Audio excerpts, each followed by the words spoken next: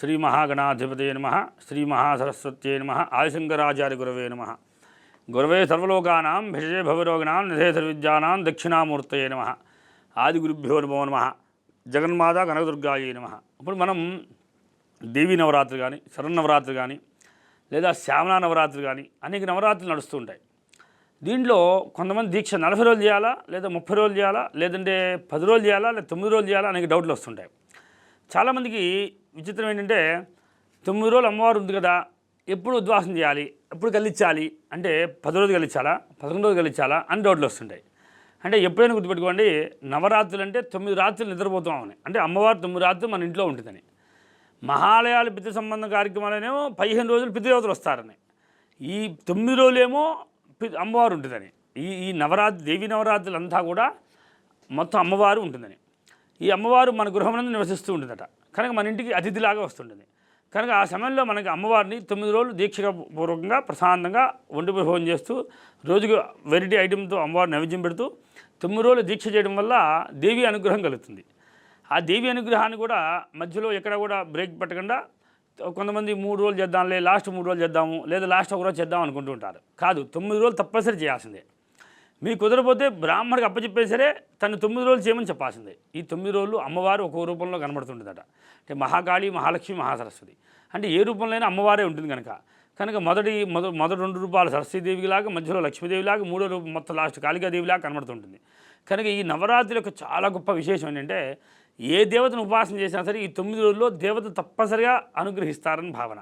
ఎందుకంటే ఈ నవరాత్రులు ఎందుకంత ప్రాధాన్యత అంటే ఈ కన్నకఠోరంగా ఈ 9 రోజులు ఎవరైతే దీక్ష పట్టి చేస్తారో వారికి దేవతా దర్శనం అమ్మవారి దర్శనం కలుగుతుందట. ఇప్పుడు మన పరమేశ్వరుడు కానీ లేదా మహావిష్ణువు కానీ దర్శనం కలగాలంటే కొంత టైం తీసుకుంటాం మనం.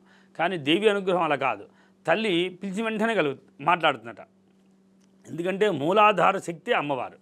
కనుక అమ్మవారి నుండే బ్రహ్మ విష్ణు మహేశ్వరులు ఉద్భవించారు. కానీ అమ్మ నుండే మహాకాళి, మహాలక్ష్మి, మహాసరస్వతి ఉద్భవించింది. అంటే జగద్రక్షిణి మొత్తం మూలాధార శక్తి అమ్మవారు అంటే కనకదుర్గ. మనం ఎప్పుడైతే కనుక ఆ దుర్గాదేవిని ఆరాధిస్తూ 9 రోజులు దీక్షగా కనుక అమ్మవారిని స్మరణ చేస్తూ ఉండి అమ్మవారిని అదే ధ్యానంతో ఉంటాము, అదే స్మరణ చేస్తూ ఉంటాము, ఈ నవరాత్రులకి దీక్ష ప్రభావం వల్ల దేవి యొక్క అనుగ్రహం కలుగుతుంది. దీన్ని 40 రోజులుగా చేయొచ్చు కావాలంటే. దీన్ని 9 రోజులు దీక్ష చేసేసుకొని అమ్మవారిని 41 రోజులుగా అమ్మవారిని ధ్యానం చేస్తా అంటే అలానే ఒంటిపూట భోజనం చేస్తూ, అంటే ఒక పూట భోజనం చేసి రాత్రిపూట కొంచెం ప్రసాదంలా తీసుకొని మనం చాప వేసుకొని నిద్రపోతూ 40 రోజులు కన్నకఠోరంగా దీక్ష చేసినా సరే దేవి అనుగ్రహం కలుగుతుంది. ఎందుకంటే రామకృష్ణ పరమహంస మనకు తెలిసే ఉంటుంది, ఆయన కాళికాదేవి యొక్క అనుగ్రహం పొందడానికని ఉజ్జయిని మహంకాళి టెంపుల్లోనే కూర్చొని అమ్మవారిని విపరీతంగా ఆరాధించాడు. రాత్రింబవళ్ళు అమ్మవారిని ధ్యానం చేశాడు, కన్న కఠోరంగా తపస్సు చేశాడు. 2 ఏళ్లలో అమ్మవారికి దర్శనం కలిగింది. తద్వారా రోజు అమ్మవారితో ఇంకా మాట్లాడుతూ ఉన్నాడు. అలా వివేకానందుడు కూడా అమ్మవారితో ప్రత్యక్షంగా మాట్లాడుతూ ఉంటాడు. అలానే రమణ మహర్షి కూడా అక్కడ వెళ్ళి ఆ స్వామివారిని ఎప్పుడు పరమేశ్వరుని ఆరాధిస్తూ ఉంటాడు.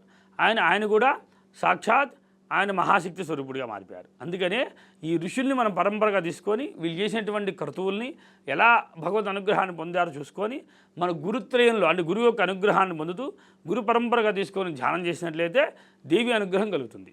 ఎలా ఆరాధన చేయాలో తెలుసుకొని ఆరాధించినట్లయితే దేవి అనుగ్రహం కలుగుతుంది. ఈ సమయంలో చేయాల్సిన చిన్న విశేషాలు ఏంటంటే పొరపాటును కూడా ఏ స్త్రీమూర్తిని, చిన్నపిల్ల దగ్గర నుండి పెద్ద పిల్ల దాకా ఏ స్త్రీమూర్తిని కూడా దూషించకూడదు, నిందించకూడదు, భార్యతో సహా కూడా బాధ పెట్టకూడదు, వాళ్ళ కంటిని నీళ్లు రాకూడదు, వాళ్ళు అరిచినా సరే మనం ఏమనకూడదు. ఈ దీక్షగా మనం భగవన్నామ స్మరణ చేసుకుంటూ అందరినీ అమ్మవారుగా ఊహించుకుంటూ చేసినట్లయితేనే సత్ఫలితాన్ని పొందగలుగుతాం. మన దీక్షలో ఉన్నాం కదా, ఏది అరిచినా చెల్తుందే, ఏది కోపపడ్డా చెల్తుందే అనుకొని ఎవరి మీద కోపం చూపించామంటే అది అమ్మవారి మీద చూపించినట్లే. కనుక అమ్మవారు అనుగ్రహించడం మానేస్తుంది. అందుకని శాంత చిత్తులే చాలా ప్రశాంతంగా అందరు చిరునవ్వు నవ్వుతూ అందరితో పలకరిస్తూ చాలా అమ్మవారిని ప్రశాంతంగా ధ్యానం చేయాలి. అలా ప్రేమపూర్వకంగా ధ్యానం చేయాలి, అది ఇష్టపూర్వకంగా ధ్యానం చేయాలి. మళ్ళీ ధ్యానంలో కూడా ఇంకా విశేషం ఉంది. మీరు ఏ ఆహారాన్ని తినబోతున్నారో ఆహారాన్ని అమ్మకి అర్పణ చేసి దాన్ని ప్రసాదంగా స్వీకరించాలి. మీరు ఎంతైతే ఇప్పుడు బాసర వెళ్తే ఎలా అయితే బాసల్లో ప్రతిరోజు అమ్మవారికి భిక్ష ఉంటుంది, వెళ్ళి గ్రామంలోకి వెళ్ళి 12 మంది ఇళ్ళకి వెళ్ళి చక్కగా భౌతి భిక్షాంది అని కనుక తెచ్చి అమ్మవారికి నైవేద్యం పెట్టి దాన్ని తింటే ఎవరికైనా సరే మహాజ్ఞానం ఎలా అయితే కలుగుతుందో మహాపండితులు అయిపోతారు. బాసర వెళ్ళి 11 రోజులు కానీ 9 రోజులు కానీ లేదా 41 రోజులు దీక్ష చేస్తూ ఉంటారు చాలామంది.